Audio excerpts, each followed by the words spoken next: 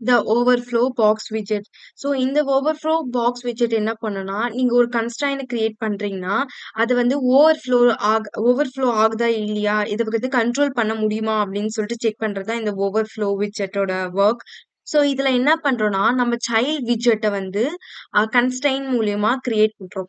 நம்ம யூஸ் பண்றோம். So use பண்ணும்போது நம்ம நெசசரியா வந்து அந்த ஓவர்ஃப்ளோ வந்து ஆகுதா இல்லையா? ஸ்டில் வந்து நம்மளால கண்ட்ரோல் பண்ணுமா இல்லையா? அப்படின்னு சொல்லிட்டு செக் பண்றது தான் இந்த ஓவர்ஃப்ளோ பாக்ஸ். ஸோ இது எப்படி கிரியேட் பண்ணலாம் சொல்லிட்டு இப்ப பார்க்கலாம்.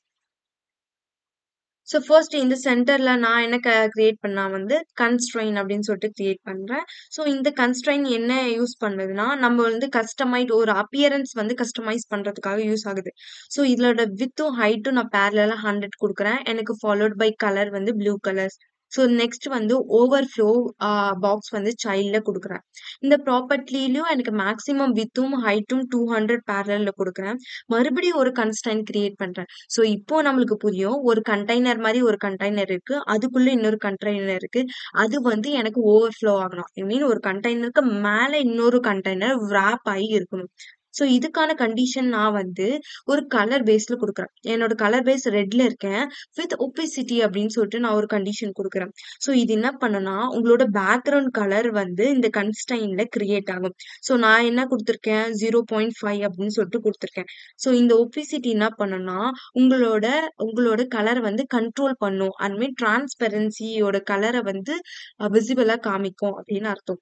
ஸோ இதோட வித்தும், ஹைட்டும் நான் வந்து இன்ஃபினிட்டி அப்படின்னு சொல்லிட்டு அ மார்க் பண்றேன். ஸோ இப்போ உங்க ப்ரோகிராம ரன் பண்ணி பார்த்தீங்கன்னா, உங்களோட அவுட்புட் வந்து இப்படி இருக்கும்.